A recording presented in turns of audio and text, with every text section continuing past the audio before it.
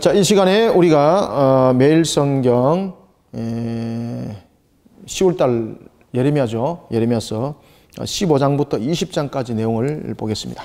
자, 여러분들 우리가 8장부터 14장까지 내용들을 여러분들이 보고 15장부터 20장 들어오셔야 됩니다. 왜냐하면 8장을 할 때에 제가 중요한 말씀을 여러분들이 드렸습니다. 아주 중요한 내용을 말씀드렸습니다. 무엇을 말씀드렸습니까?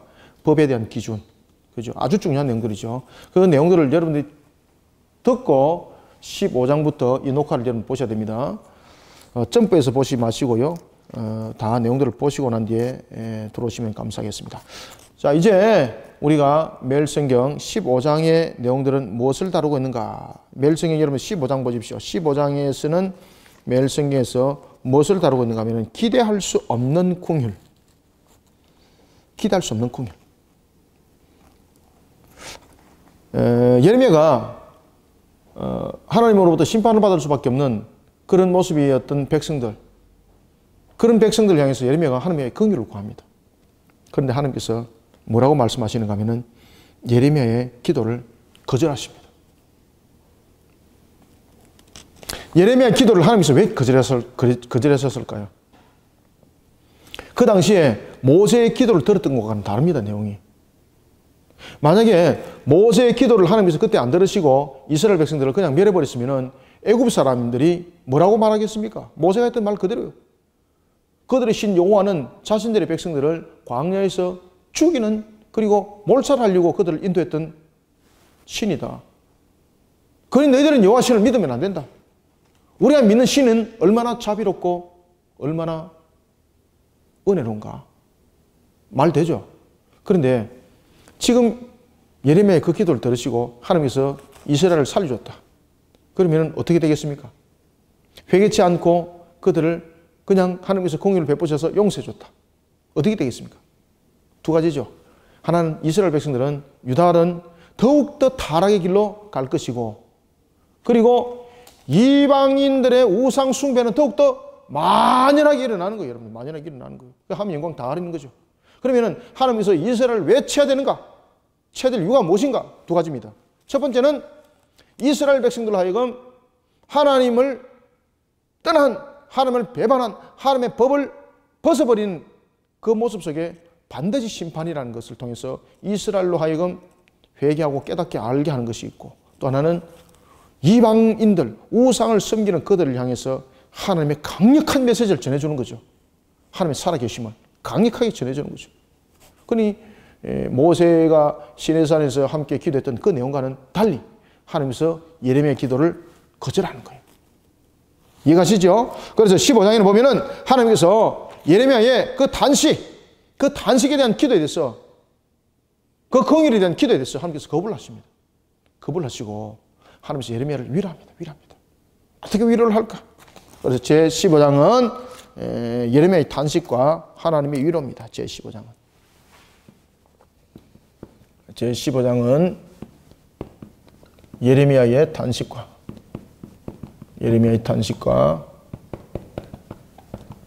하나님의 위로. 하나님께서 여러분 어떻게 위로하시는가 한번 봅시다. 따라서 매일 성경은 10절부터 21절까지는 어떻게 예레미야에게 또 위로하는가 하면은 너가 놋 성벽이 되게 하리라.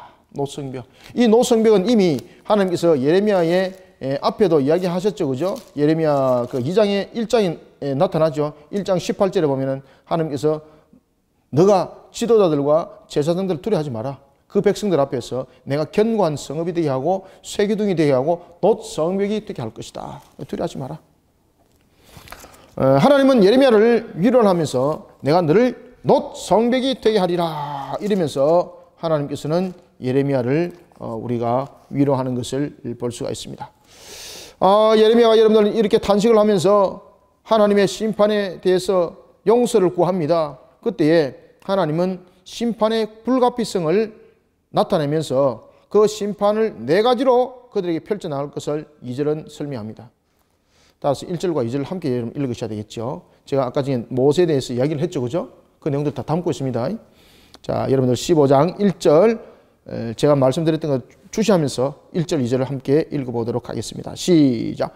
여호와께서 내게 이르시되 모세와 사무엘이 내 앞에 섰다 할지라도 내 마음은 이 백성을 향할 수 없나니 그들은 내 앞에서 쫓아내 보내리라. 그들이 만일 내게 말하기를 우리가 어디로 나아가리요 하거든 너는 그들에게 이르기를 여호와께서 이와 같이 말씀하시리라. 죽을 자는 죽음으로 나아가고 칼을 받을 자는 칼로 나아가고 기근으로 당할 자는 기근으로 나아가고 포로될 자는 포로됨으로 나아갈지니라 하시더라. 아멘. 그러니까 모세와 사무엘의 기도하는 문제 해법이 다른 거죠. 제가 서두에도 여러분들에게 말씀드렸던 것처럼 모세의 기도, 시내산에서 있었던 이 모세의 기도 뿐만 아니라 사무엘의 기도, 사무엘의 여러분들 그 에베네셀의 역사가 에베네셀의 역사, 이 에베네셀의 역사가 일어났던 이 역사적 현장, 그 기도와 내용이 다르다는 이야기입니다. 그 기도와 내용이 다르다는 이야기. 이 기도는 하나님께서 들어주심으로 하나님께서 들어주심으로 무엇이 나타납니까?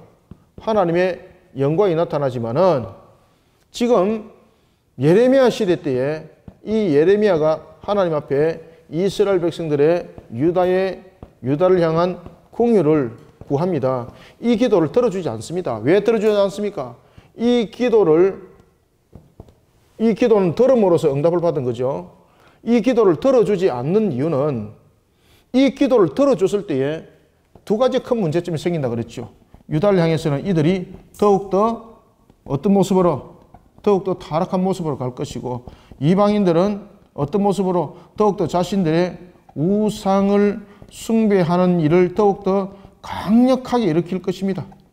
그러니 결국은 이 내용들이 하나님의 영광을 가리는 거죠. 하나님의 영광을 가립니다. 그러니 하나님께서 이 지금 예레미야의 기도를 듣질 않습니다. 지금 그 이야기를 하는 거죠. 지금은 모세와 사무엘이 내 앞에 설지라도 그 기도를 듣지 않는다. 왜? 하나님께서 열받았기 때문에 그렇습니까? 아니죠. 영광을 가리는 문제 때문이죠. 모세와 사무엘은 하나님께서 그 기도를 들어주심으로써 하나님의 영광을 드러내는 거죠. 하나님의 영광을 드러내요. 그죠? 기도를 들으심으로써 하나님의 영광을 드러냈고, 예레미야 기도는 하나님께서 그 기도를 듣지 아니함으로써 심판을 통해서 하나님의 살아계심을, 심판을 통해서 하나님의 영광을 드러내는 거죠. 하나님의 영광을 드러내. 심판을 통해서 하나님의 영광을 드러냄.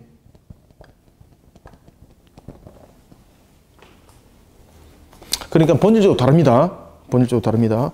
그렇기 때문에 하나님께서는 이 심판의 불가피성을 이야기를 하면서 죽을 자는 죽어야 된다는 이야기죠. 그리고 칼을 받을 자는 칼을 받아야 되고, 기근을 당할 자는 기근을 당해야 되고, 포로될 자는 포로가 되어야 된다는 이야기죠. 와, 이 무서운 이야기죠. 그러면 이것은 결국 무엇입니까? 무엇을 말하고 있습니까? 죄에 대한 값입니다, 여러분들. 제가 늘 강조하죠. 죄는 여러분 용서받으면서 죄의 값은 용서받지 못합니다. 죄인은 용서받지만은 죄는 용서받지 못합니다. 죄인과 죄는 다릅니다. 죄와 죄인은 다릅니다. 죄인은 용서받을 수 있습니다. 맞죠? 그죠? 하나님의 형상이라는 측면에서 우리가 용서받을 수 있습니다. 그런데 죄는 본질적으로 하나님을 배반하는 겁니다. 본질적으로. 본질이 다르죠? 죄인은 원래 무엇입니까? 하나님의 형상이죠.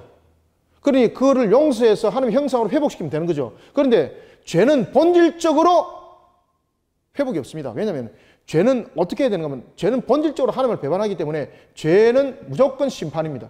따라서 창세기도 보면은 뱀에 대해서는 하나님께서 용서를 말하지 않지 않습니까?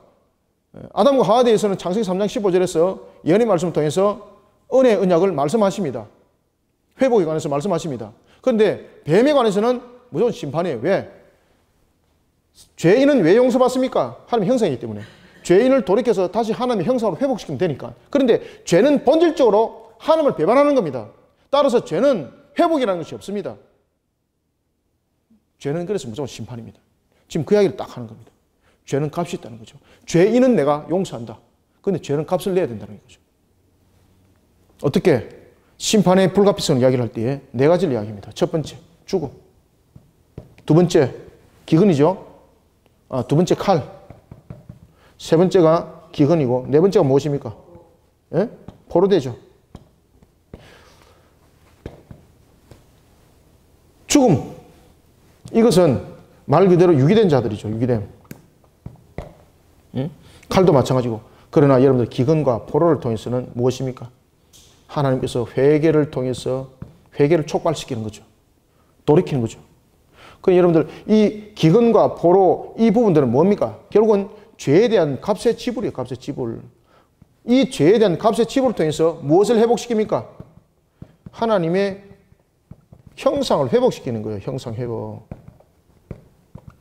그러니 죄는 값이 있다는 거예요. 여러분들요. 그래서 우리가 죄를 지었습니다. 죄까지 여러분들 용서받는 것은 오히려 우리를 더 타락하게 만드는 겁니다. 그래서 죄는 값이 있습니다. 여러분들. 훔친 것에 대해서는 몇 배를 갚아라? 2배를 갚아라. 죄 값이지 않습니까? 철저한 회개 속에 있었던 삭개오는 몇 배를 갚았습니까? 4배를 갚겠다. 철저한 회개. 15장은 이런 내용들을 여러분들 다루고 있습니다. 따라서 15장은 이런 내용들을 여러분들이 잘 묵상해 주시길 바라겠습니다. 자, 우리가 그런가 하면은 또한 15장 3절도 한번 읽어보겠습니다. 시작. 여호와의 말씀이니라 내가 그들을 4가지로 벌하리니 곧 죽이는 칼과 찢는 개와 삼켜 멸하는 공중의 새와 땅의 짐승으로 할 것이며 아멘. 그러면서 하나님께서 이렇게 말씀하십니다. 6절 시작. 여호와께서 이르시되 네가 나를 버렸고 내게서 물러갔으므로 내게로 내 손을 펴서 너를 멸하였노니 이는 내가 뜻을 돌이키게 지쳤습니다. 아멘. 값이죠. 죄에 대한 값. 지금 계속해서 죄에 대한 값을 이야기를 하고 있습니다. 정말로 하나님께서 여러분 지쳐가지고 그들을 갖다가 멸할까요?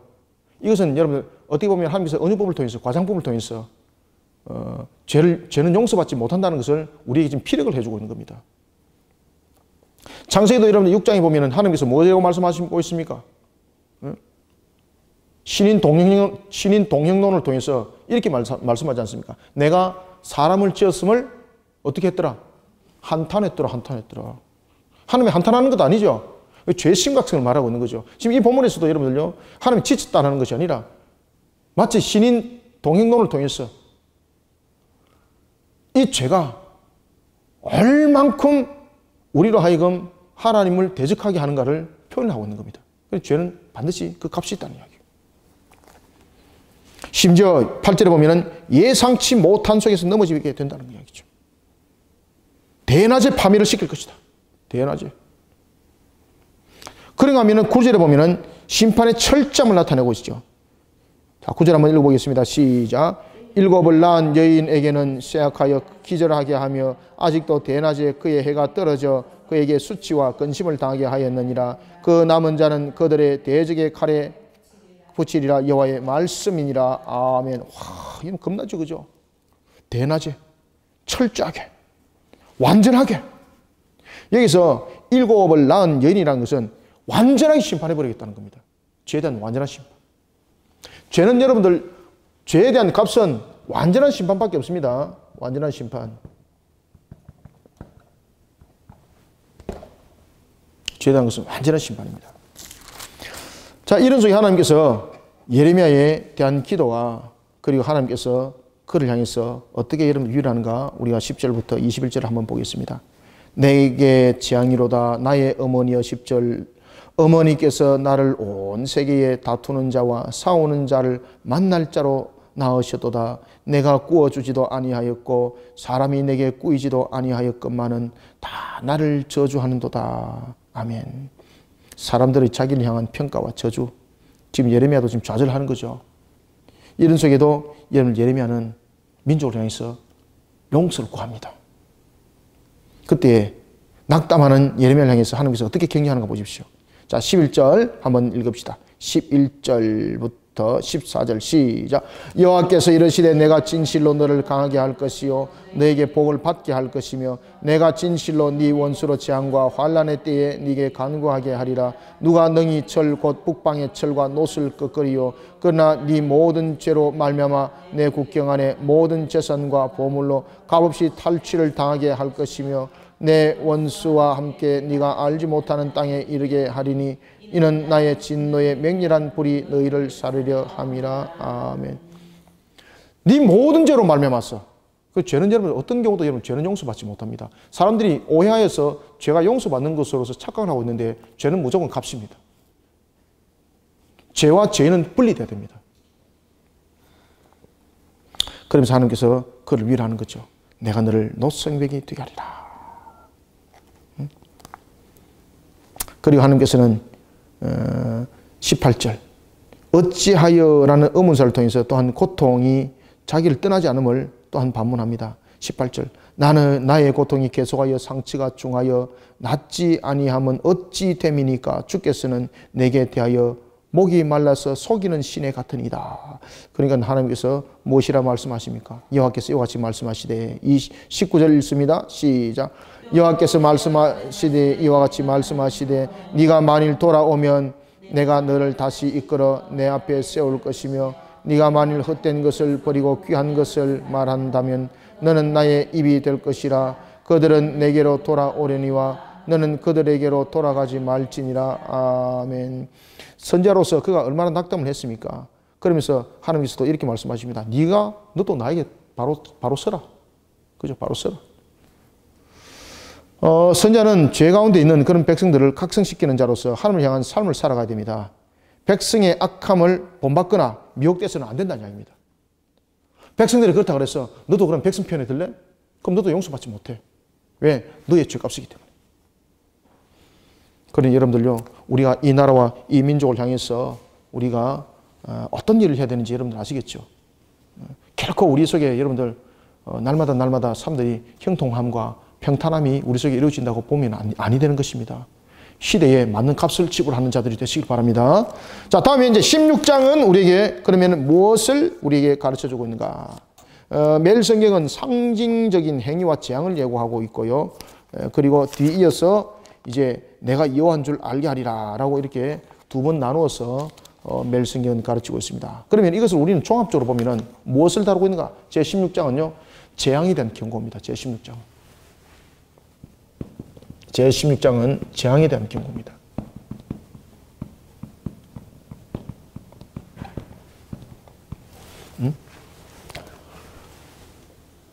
하나님께서 이제 재앙에 대해서 그 경고에 나팔을 불도록 하는데 백성들에게 할 말이 있습니다. 어떤 할 말이 있는가? 여호와께서 말씀하십니다. 16장 1절 여호와의 말씀이 또 내게 임하여 이르시되 2절 너는 이 땅에서 아내를 맞이하지 말며 자녀를 두지 말라. 왜 그렇습니까? 그들에게 지금 당할 그 고통이 자녀 가족을 두면서 더 많은 마음의 고통이 갈 거니까 차라리 결혼하지 않는 것이 낫고 자녀를 안 두는 것이 낫다는 거죠. 그러면 이 재앙들이 온 이스라엘 향해서 온 유다를 향해서 온 가족들을 향해서 부어진다는 이야기죠. 따라서 예수님도 여러분들 태중에 임신하지 않은 자가 그 환난 때에 오히려 태중에 임신하지 않는 자가 아이를 낳지 않는 자가 오히려 복이 있다라고 말할 정도로 고통이 그만큼 극심하다 이 말입니다. 그만큼 이 재앙이 강력하다는 이야기입니다. 지금 이곳에서 3절 한번 읽어보겠습니다. 3절 4절 시작. 이곳에서 낳은 자녀와 이 땅에서 그들을 해산한 어머니와 그들을 낳은 아버지에 대하여 여호와께서 이와 같이 말씀하시오니 그들은 독한 병으로 죽어도 아무도 슬퍼하지 않을 것이며 독한 병으로 죽어도 아무도 슬퍼하지 않는다는 것은 죽었는데 가족들도 다 죽어버렸는데 누가 나를 위해서 슬퍼할 자가 있는가 이 말입니다. 계속해서 읽습니다. 시작. 지면에 분토와 같을 것이며 칼과 기근에 망하고 그 시체는 공중의 새와 땅의 짐승의 밥이 되리라. 아멘. 지금 우리가 지금 레코딩 되고 있죠. 저주와 심판의 처절함. 심지어 그 시체는 공중의 새와 땅의 짐승들의 밥이 될 것이다. 아, 비참한 거죠, 이거. 강력한 재앙, 강력한 심판. 오늘도 이 모습 속에 우리 속에 나타났던 것은 통곡할 기력조차도 없고 함께 통곡할 자들도 없을 것이다. 여러분들, 샬롬은 누구 속에서 일어나는 겁니까? 하나님의 은혜, 하나님과의 언약 속에서 일어나는 겁니다. 하나님의 은혜 속에서, 하나님과의 언약 속에서, 은혜와 언약 속에서 일어나는 겁니다. 따라서 우리는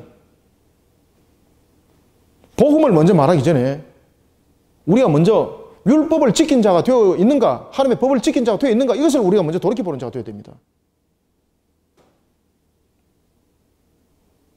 그러면 우리는 복음과 율법을 말하는 자가 아니라 율법과 복음을 말하는 자가 되어야 됩니다. 지금 무슨 이야기인가 여러분 이해가십니까? 우리는 율법과 복음을 말하는 자가 되어야 됩니다. 복음을 먼저 말해버리면은 이 율법은 무엇이 됩니까? 설당이 없습니다.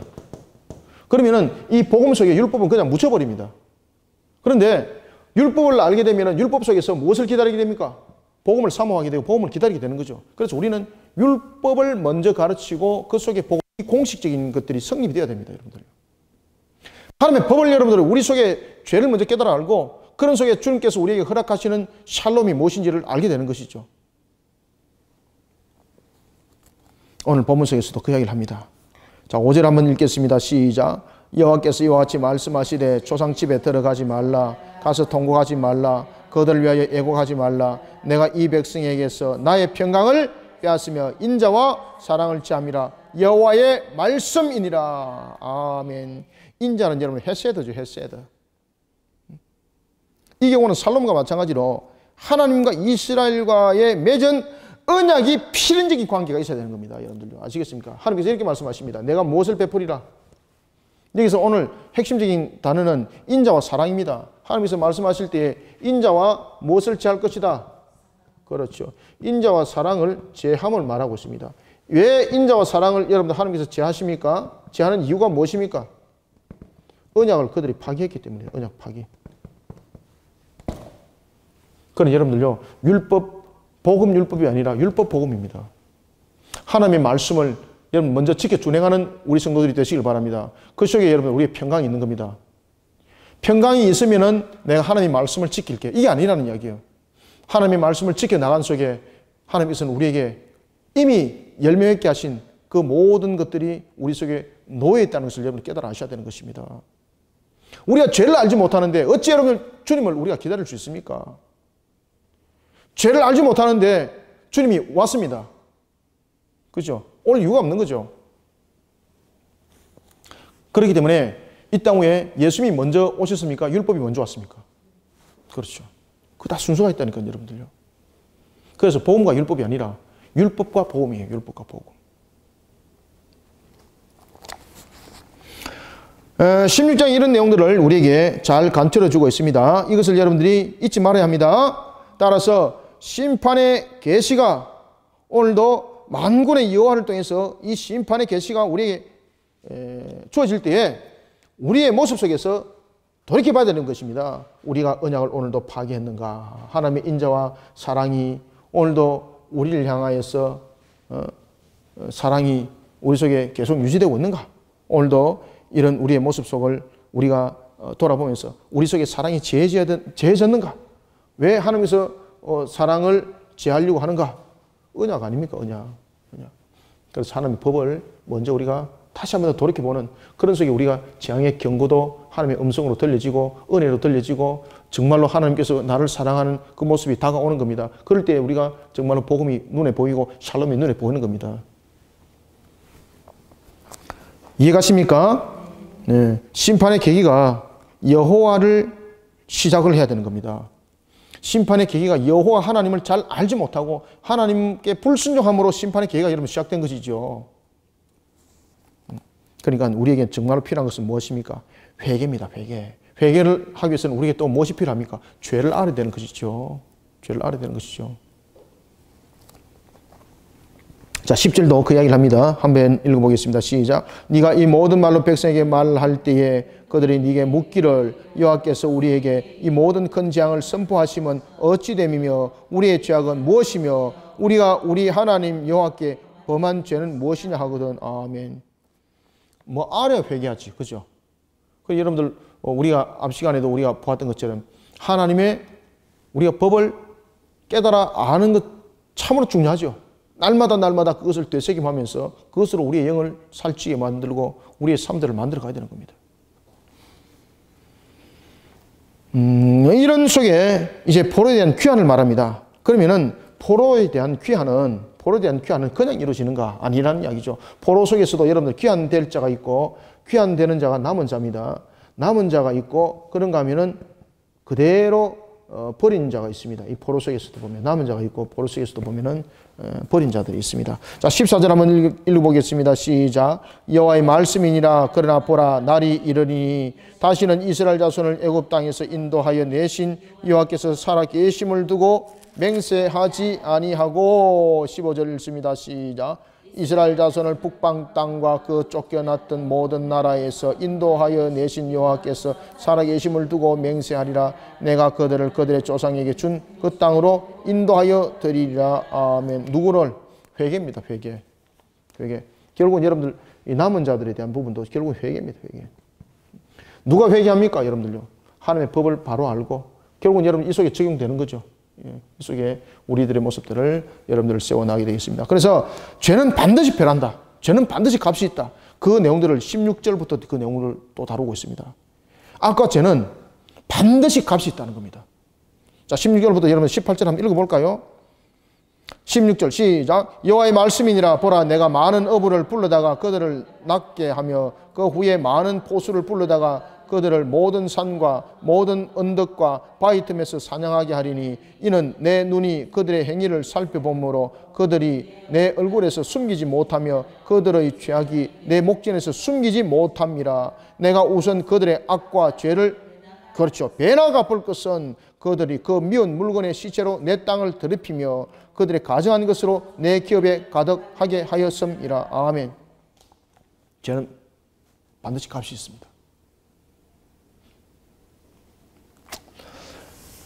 자, 이런 속에 이제 우리가 제 17장을 이제 보도록 하겠습니다. 자, 매일 성경을 보면은 각각 그 행실대로 갚아준다. 아, 이게 참 제목이 참 멋지지요. 각각 행실대로 갚아줍니다. 하나님께서 선함은 선함대로 갚아주시고 악함은 악함대로 갚아주십니다. 이것을 또 잘못 오판을 해가지고 우리의 구원을 행위론으로 보시면 큰일 나요. 여기서 말하는 것은 죄에 대한 값입니다. 죄에 대한 값을 제가 앞에서 계속해서 말씀드렸죠. 죄에 대한 값은 반드시 여러분들 하나님께서 그 값으로 돌려줍니다. 따라서 오늘 매일 성경은 두 가지로 그 내용들을 설명하고 있습니다. 하나는 각각의 행실대로 갚아주고 그럼에도 불구하고 예레미야의 간감을 여러분들 보십시오. 예레미야가 또 뭐라고 기도하는지. 그럼에도 불구하고 자신을 또한 무너뜨리고 있는 그런 대직자로부터 자신도 또한 무너짐을 당하고 있는 것 아니겠습니까? 나를 하나님 건져 주옵소서. 그 박해로부터 건져 주옵소서. 왜? 이 주의 일을 하다가 보면은 여러분들 대접도 좀 받고 주의 일을 하다 보면은 좀 높임도 받고 이러면 위로가 되지 않습니까? 근데 예레미야는 철저히 발표 철저히. 그 예레미 자신도 이제 무너지는 거예요. 예레미야 자신도. 그래 예레미야가 뭐라고 말하는가 하면 하나님 이 모든 일들을 진행하실 때에 나도 좀 건져 주십시오. 나도 좀 건져 주십시오. 기가 찬 거죠. 그래서 제10장은 죄로 인한 심판과 예레미야의 기도입니다. 죄로 인한 심판과 예레미야의 기도.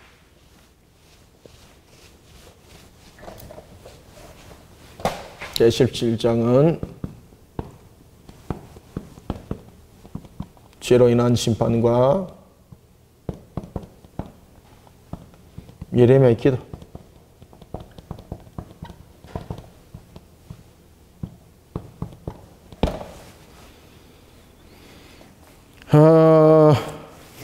마치 이스라엘의 유다의 그 죄는 어떤 것과 같을까 여러분들요? 그 유다는 하나님께 어떤 모습을 되어 있는가 하면은 그들의 죄의 모습은 금강석 끝 철필이다. 와, 여러분들 금강석 이 끝에 철필이라는 것은 여러분들이 잘 아시는 것처럼 이 뭐 금속도 끌어내는 그들의 죄가 강력하다는 이야기죠. 강력하다는 이야기죠. 1절 한번 읽어보겠습니다. 시작. 유다의 죄는 금강석 끝 철필로 기록되되 그들의 마음판과 그들의 제단 뿔에 새겨 적건을. 아멘. 여러분들 금강 끝 철필로 여러분들 기록된다는 것은 여러분들 새겨서 이렇게 지우지도 아니하는 거죠, 그죠? 강력함이죠. 이런 속에 그들의 죄를 여러분들 바라보게 되는데, 그들의 죄는 어떤 모습인가? 자녀에서부터 이르러서 심지어 성소에 있는 자들까지 이게 높고 낮음이 없더라는 겁니다. 높낮이가 없더라. 유다의 죄는 이렇게 말하면서 그들의 자녀가 2절 그들의 자녀가 높은 언덕 위 푸른 나무 곁에 있는 그 제단들과 아세라들을 생각하더라. 기가 막힌 거죠. 그런 그들의 죄에 대한 모습을 한번 봅시다. 그들의 죄는 어떠한가? 그들의 죄는 어떠한가? 철저한 죄 속에 그들의 삶이, 그들의 문화가 그냥 그들의 죄가 문화가 되어버렸다는 이야기입니다. 그러면 그들의 죄에 대해서 그만큼 무감각한 모습이 됐다는 이야기입니다. 오늘 여러분들 본문에 보십시오. 2절로 보면 그들의 자녀가 높은 언덕이 푸른 나무 곁에 있는 그 제단과 아세라들을 생각한다. 이거는 여러분 삶입니다. 삶. 문화가 되어버렸습니다. 다시 말하면 그들의 죄는 무엇이 되었습니까? 그들의 죄는요, 삶과 문화가 되어버렸습니다. 삶과 문화. 그러면 삶과 문화라는 것은 뭡니까? 당연히 받아들이는 거죠. 당연히 받아들이는 것. 그러니까 죄가 죄인 줄 제대로 알지 못하는 겁니다. 삶과 문화가 되어버려가지고 당연히 그냥 받아들이는 거예요, 그냥. 그러니 하나님께서 이렇게 말씀하십니다. 내가 네게 준 4절, 내가 네게 준 기업에서 네 손을 뗄 것이며 또 내가 너로 하여금 너의 알지 못하는 땅에서 네 원수를 섬기게 하리니 이는 너희가 내 노를 명렬하게 하여 영원히 타는 불을 일으켰습니다. 그런 모습 속에 하나님께서는 이렇게 말씀하십니다. 이런 벌거벗은 모습, 그들의 모습은 어떤 모습인가? 자, 6절 한번 읽어보겠습니다. 6절, 7절 시작. 그는 사막에 떨기나무 같아서 좋은 일이 오는 것을 보지 못하고 광야 간주한 곳, 건건한 땅, 사람이 살지 않는 땅에 살리라. 그러나 무릇 여호와를 의지하며 여호와를 의뢰하는 그 사람은 복을 받을 것이라. 아멘. 왜? 물가에 심은 나무가 같기 때문에. 오늘도 우리의 모습을 이와 같이 하나님 앞에 바로 세우길 바랍니다. 이럴 때 여러분들 예레미야의 기도를 한번 봅시다. 예레미야가 이렇게 기도합니다. 예레미야가 여호와여 주는 나를 찬송하시며 14절 나를 고치소서 그리하여 내가 낫겠나이다. 나를 구원하소서 그리하시면 내가 구원을 얻으리이다. 완전히 자신도 무너지는 거죠. 나는 목자의 직분으로 해서 물러가지 아니하고 주를 따랐습니다. 16절 읽습니다. 시작. 나는 목자의 직분에서 물러가지 아니하고 주를 따라 싸우며 재앙의 날도 내가 원하지 아니하였음을 주께서 아시는 바라. 내 입술에서 나온 것이 주의 목전에 있나이다. 아멘. 그런데 자신에게 참으로 두려움이 있고 그리고 마치 재난이 임하는 그런 날과 같은 것이 자신에게 임하더라는 것입니다. 그러므로 여러분들 예레미야도 자신을 대적하는 그 위험으로부터 그 박해로부터 구해달라고 하나님 앞에 이렇게 기도를 하는 겁니다. 자, 그런가 하면은 이제 17장의 마무리는 안식일을 거룩하게 지키라. 이런 예레미야 기도 속에서 하나님께서 뭐라고 말씀하시는가 하면은 안식일을 거룩하게 지키는 자가 되어라. 오늘도 하나님의 말씀 가운데 우리가 바로 세워지는 백성들이 되어야 합니다. 언약 백성의 어떤 계층, 어떤 대상을 막론하고 모든 백성은 하나님 향한 말씀을 지키는 자가 되어야 됩니다. 뿐만 아니라 모든 자들입니다. 하나님의 백성뿐만 아니라 이 땅의 모든 자들이 하나님의 말씀을 지켜 준행한 자들이 되어야 됩니다. 자, 20절 읽습니다. 시작. 무리에게 이르되 이 문으로 들어오는 유다 왕들과 유다 모든 백성과 예루살렘 모든 주민인 너희는 여호와의 말씀을 들을지어다. 아멘. 어떤 것을 들으라? 안식일에 짐을 지고 예루살렘 문으로 들어오지 말라. 안식일에 너희 집에 22절 안식일에 너희 집에서 짐을 내지 말며 어떤 일이라도 하지 말고 내가 너희 조상들에게 명령함같이 안식일을 거룩하게 지키라.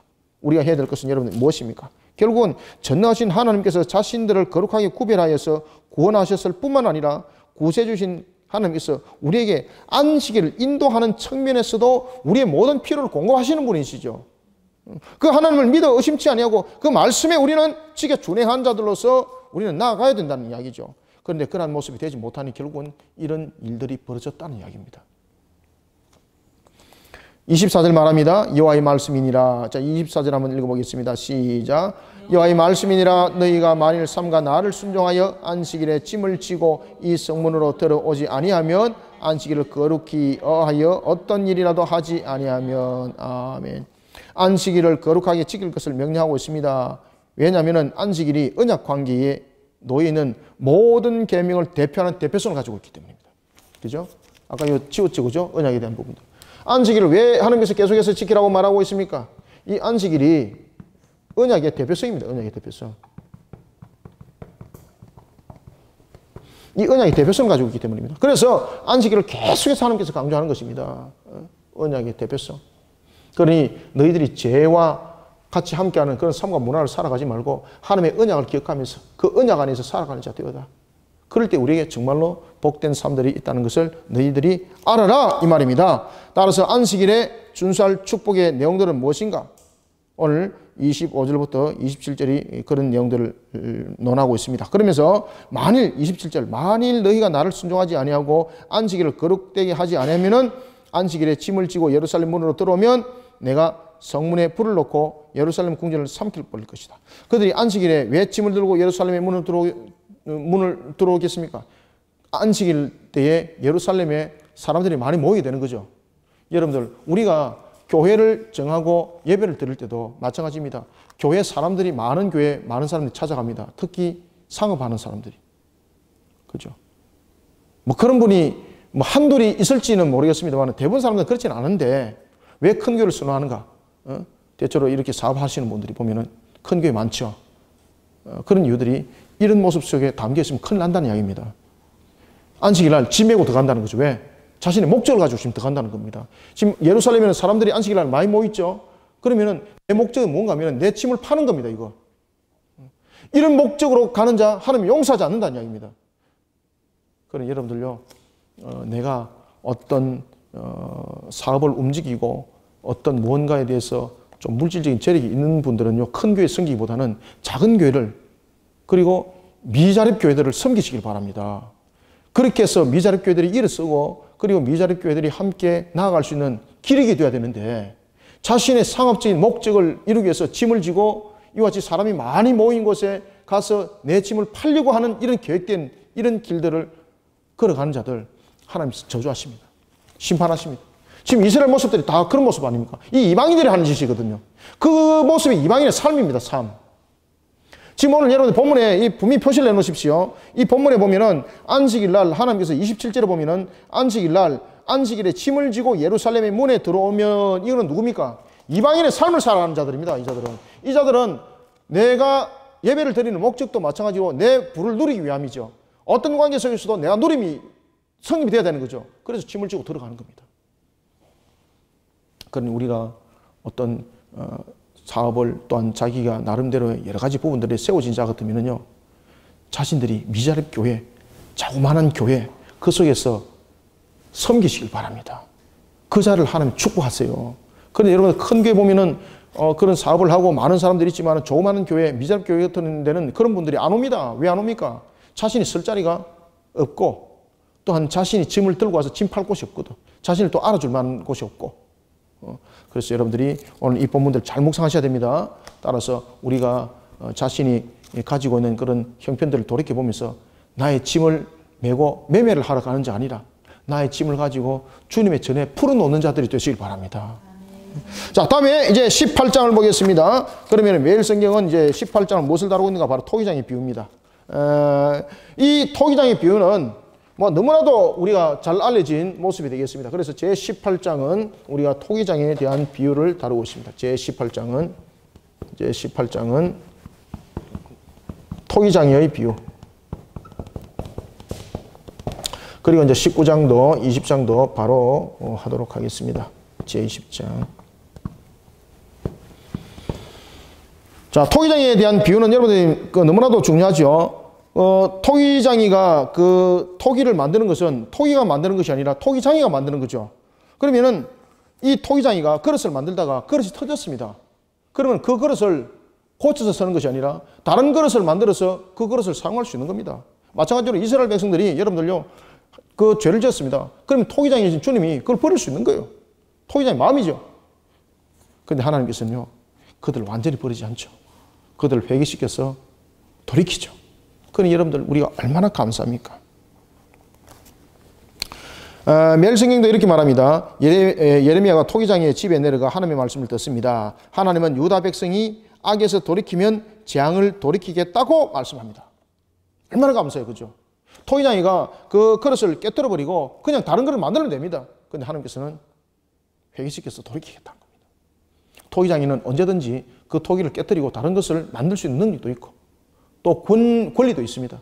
그런데 하나님께서 말씀하십니다. 내가 회복시키리라. 자, 여러분들요, 4절 한번 읽어보겠습니다. 시작. 진흙으로 만든 그릇이 토기장의 손에서 터짐에 그가 그것으로 자기 의견에 좋은 대로 다른 그릇을 만들더라. 아멘. 그렇죠? 그렇게 할 수 있는데 하나님께서는 그렇게 하지 않습니다. 돌이키십니다. 자, 8절도 한번 읽어보겠습니다. 시작. 만일 내가 말한 그 민족이 그의 악에서 돌이키면 내가 그에게 내리기로 생각하였던 재앙에 대하여 그럼요, 뜻을 돌이키겠고. 아멘. 하나님은 우리에게 완악함으로 심판을 말씀하지 않습니다. 여호와의 심판은 완악함이 아닙니다. 여호와의 심판을 완악함이라고 말하고 있고 우리를 향한 저주만이라고 말하고 있는 것은 아주 그릇된 이야기입니다. 그것은 사탄이 하는 이야기죠. 하나님의 심판은요, 우리를 돌이키기 위함이고 결국은 질그릇을 가지고 다른 것을 만들 수도 있지만 회개하는 자, 오늘 8절도 그 얘기를 하죠. 뜻을 돌이키겠다고. 뜻을 돌이키겠다고. 이런 속에 우리가 세워져 달려갑니다. 따라서 우리가 매일 성경 묵상하면서 18장에서 이 내용을 잘 묵상하셔야 됩니다. 토기장이가 참으로 나를 버릴 수도 있지만 나를 돌이켰어. 이렇게 주님께서 나를 쓰시는 거지. 얼마나 감사한지, 그죠? 오늘도 여러분들 하나님을 아름답게 찬양해야 될 그런 나의 모습이 되어야 될 이유는 충분하죠. 자, 그런 모습 속에 이제 18장 13절부터 23절 주께서 다 아시오니 예레미야를 죽이려 합니다. 예레미야를 누가 죽이려 합니까? 여러분들 보시면은 예레미야를 두들기 패고 나중에 뒤에 보면은 20장 보세요. 20장 1절에 보면은요, 예레미야를 얼마나 두들기 패는지 눈이 튀어나올 정도로 두들기 팬 사람이 누군가 하면은 제사장 바수올입니다. 바수올. 바수올. 18절 한번 먼저 읽어보겠습니다. 시작. 그들이 말하기를 오라 우리가 꾀를 내어 누굴 치자? 예레미야를 치자. 제사장에게서 율법이 지혜로운 자에게서 책량이 선지자에게서 말씀이 끊어지 아니할 것이니 오라 우리가 혀로 그를 치고 그의 어떤 말에도 주의하지 말자 하니라. 아멘. 집단을 이루지 않습니까? 그들이 집단을 이루어서 예레미야에게 이제 대항을 하는 거죠. 그럼에도 불구하고 여러분들요, 흔들리지 마시길 바랍니다. 주님께서는 다 아십니다. 주님께서는 다 아십니다. 오늘도 매일 성경이 위에서 그런 이야기를 합니다. 유다 백성이 하나님의 말씀을 전하는 선지자를 핍박합니다. 그때 예레미야는 어떻게 합니까? 예레미야는 억울함을 토로하며 악인들을 향한 하나님의 공의로운 판단을 호소하고 있습니다. 이들이 이렇게 집단을 이뤄서 예레미야를 죽이려고 하고 있습니다.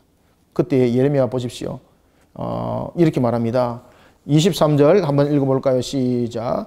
여호와여 그들이 나를 죽이려 하는 계략을 주께서 다 아시오니 그 악을 사하지 마시옵으며 그들의 죄를 주의 목전에서 지우지 마시고 그들을 주 앞에 넘어지게 하시되 주께서 노하시는 때에 이같이 그들에게 행하옵소서 하니라. 아멘. 하나님께서 원수를 대갚아 준 줄 믿으시길 바랍니다. 예레미야 그렇게 기도하는 겁니다. 그 다음에 이제 제 19장은 매일 성경도 어떤 내용을 다루고 있는가 하면은 이미 깨어진 이스라엘. 그것을 19장에서는 어떤 비유로 설명하고 있습니까? 옹기, 깨진 옹기 비유. 깨진 옹기에 대한 비유. 깨진 옹기의 비유를 통해서 설명하고 있고, 그 다음에 매일 성경은 20장은 어떤 또 내용을 다루고 있는가 하면 포기할 수 없는 소명을 다루고 있는데, 어떤 내용 속에 우리는 포기할 수 없는 소명이 주어지는가? 바로 박해받는 속에서요. 박해받는 예레미야. 박해받는 예레미야. 그렇지만은 그는 소명을 포기하지 않습니다. 따라서 우리는 20장에는 보면은 우리가 어떤 내용들을 다루고 있는가 하면 박해받는 예레미야의 탄식입니다. 20장에는 박해받는 예레미야의 탄식. 예레미야의 탄식을 우리가 다루고 있는 것을 볼 수가 있겠습니다. 여러분들, 옹기가 깨어지면은 물을 담을 수 있나요? 옹기는 여러분들이 잘 아시는 것처럼 항아리보다 좀 작은 거죠. 항아리보다 작은데 어쨌든 간에 여러분들 그 목이 좁고 그런 옹기 깨어져 버리면 물을 담을 수 있나요? 쓸모없는 거죠. 오늘 본문에도 보면 이렇게 말합니다. 19장 1절에 보면 여호와께서 이와 같이 말씀하시되 가서 토기장이의 옹기를 사고 백성의 어른들과 제사장 어른들 몇 사람들과 그러면서 이렇게 말합니다. 너희들의 모습이 이렇다는 거죠. 자, 2절 3절 한번 읽어봅니다. 시작. 하스더문 어기 곁에 있는 흰놈의 아들 골짜기로 가서 거기서 내가 네게 이런 말을 선포하여 말하기를 너희 유다 왕들과 예루살렘 주민아 여호와의 말씀을 들으라. 만군의 여호와와 이스라엘의 하나님이 이같이 말씀하시되 보라 내가 이곳에 재앙을 내릴 것이라. 이것을 듣는 모든 자의 귀가 떨리니 아멘. 그러면서 여러분 그가 오늘 본문에도 보면은 어떻게 말하고 있습니까? 옹기를 깨뜨리고 10절 보십시오. 10절 너는 함께 가는 자의 목전에서 무엇을 깨뜨리라? 그렇죠. 그 옹기를 깨뜨리고. 옹기를 깨뜨리면은 그 옹기 속에 물을 담을 수 있습니까? 끝나는 거죠. 그들에게 이르기를 11절 그들에게 이르기를 만군의 여호와가 이같이 말씀하시되 사람이 토기장의 그릇을 한번 깨뜨리면 다시 완전하게 할 수 없나니 이와 같이 내가 이 백성과 이 성읍을 무너뜨리니 도벳에 매장할 자리가 없을 만큼 매장하리라. 완전히 그냥 막 쉽게 말하면 다른 말로 말하면 뭐 거의 다 뭐 대학살이라는 표현이 될 정도로 그냥 끝나버리는 그런 모습이 담겨지게 된다는 겁니다. 이런 깨진 옹기와 같은 속에도 여러분들 우리는 하나님의 사명을 잘 감당하는 자 되어야 됩니다. 매일 성경은 이렇게 말하고 있습니다. 깨져버린 이스라엘에 관해서 19장 1절부터 13절 이렇게 말합니다. 하나님은 예레미야에게 토기장의 옹기를 사서 죄악의 온상인 흰놈의 아들의 골짜기에서 옹기를 깨뜨림으로 이스라엘에게 혹독한 심판을 선고하고 있습니다. 누가 보는 앞에서 그렇게 하는 이야기입니까? 유다의 왕들과 예루살렘 주민들과 그리고 누굽니까? 그곳에 있는 제사장들과 이들을 향해서 하나님의 말씀을 전하면서 말합니다. 옹기를 깨뜨려라. 그것이 이스라엘의 모습이다. 이런 속에 여러분들 20장에 보시면요. 이런 속에 예레미야가 하나님의 심판의 말씀을 전하고 하나님의 강력한 심판의 말씀을 전했던 그 말씀을 들었던 자들이 떨림이 있어야 되는데 떨림이 있는 것이 아니라 예레미야를 붙잡아서 예레미야를 완전히 그냥 조져놓습니다. 예레미야, 여러분 선지자들 가운데서 참 제일 많이 두들기 맞은 사람이 아마 예레미야인 것 같아요. 그죠? 참 예레미야는 많이 맞은 것 같습니다. 물론 선지자들 가운데서 여러분들 그 이사야는 톱질을 당해서 이렇게 순교를 당했지만 예레미야는 참 고통 가운데 그가 계속해서 고통 가운데 살아갑니다. 바솔이라는 사람이 있습니다. 누군가 성경은 이렇게 소개합니다. 자, 1절부터 3절 읽습니다. 시작. 임멜의 아들 제사장 바솔은 여호와의 성전의 총감독이라. 그가 예레미야의 이 일 예언함을 들은지라. 이에 바솔이 선지자 예레미야를 때리고 여호와의 성전에 있는 베냐민 문 위층에 목에 씌우는 나무 고랑으로 채워두었더니 다음날 바솔이 예레미야를 목에 씌우는 나무 고랑에서 풀어주매 예레미야가 그에게 이르되 여호와께서 네 이름을 바스훌이라 하실 아니하시고 그렇죠. 마골 미사빔이라 하시니라. 아멘. 마골 그 미사빔이라는 것은 무엇입니까? 사방으로부터 공포가 니에게 임할 것이란 말입니다. 너는 말 그대로 바솔이라는 것은 자유하게 하리라 이 뜻이거든요. 자유하게 하는 것이 아니라 너는 사방으로부터 너는 앞으로 공포가 쌓일 것이다. 여기서 여러분들 예레미야가 그냥 때렸다는 것은 그냥 한 대 살짝 맞은 것이 아니죠. 여기서 예레미야를 때렸다는 것은 자신들의 기득권을 위협하는 그런 자를 백성들이 보는 앞에 수모를 줄 뿐만 아니라 예레미야 길을 그냥 꺾어버리는 거죠. 그때 예레미야가 하나님의 말씀 속에 세워졌던 그가 생명이 눈앞에 놓여졌음에도 불구하고 하나님의 말씀을 전가하는 일에 굽히지 않습니다. 그러면서 이렇게 말합니다. 하나님께서 너를 자유한 자라 앞으로 말하지 않을 것이다. 하나님께서 너에게 사방의 공포로 임하여서 너를 심판하리라. 예레미야의 이 강력한 심판의 말씀이 전거되어집니다. 따라서 예레미야는 여러분들 그런 위협 가운데서도 이 예레미야는 박해받는 이런 가운데서도 소명에 대해서 자신의 소명에 대해서 포기하지 않습니다. 소명을 포기하지 않습니다. 여러분들 역경 속에 놓여 있을지라도 자신에게 주어진 소명에 대해서 끝까지 사명을 잘 감당하는 우리 성도들이 되시길 바랍니다. 이런 속에 이제 우리가 예레미야서를 전체적으로 묵상을 하게 됩니다. 자, 예레미야서 20장 7절부터 18절의 내용을 헤드라인 내용을 매일성경은 뭐라고 말하는지 한번 읽어보겠습니다. 사익의 열매는커녕 조롱과 위험만 돌아오는 상황에서 선지하는 자신의 소명을 두고 갈등합니다. 1년의 좌절과 추스림을 반복하면서 그는 더욱 단단해져 갑니다. 어떻게 가더라고요? 그렇죠. 단단해져 갑니다. 여러분들요, 단단해져 간다는 것은 어떤 내용을 담고 있습니까? 하나님께서 함께하기 때문에 단단해져 가는 거죠. 그러니까 신앙 가운데 바로 세워지게 되면요, 내 모습이 연약함이 될지라도, 내 부족함이 있을지라도 하나님께서 그를 단단하게 만들어 가세요. 그래서 하나님께서 너 성벽이 되어야 하겠다 말씀했지 않습니까? 그런 속에 우리가 세워진다는 것을 알고 오늘도 매일 성경을 잘 묵상하면서 이 나라와 이 민족 위에 우리의 모습들, 내가 무엇을 해야 될 것인가, 그리고 또한 이 나라 이 민족 위에 우리가 또한 가슴에 품어야 될 것이 무엇인가 다시 한 번 더 생각하는 시간들이 되기를 소망합니다.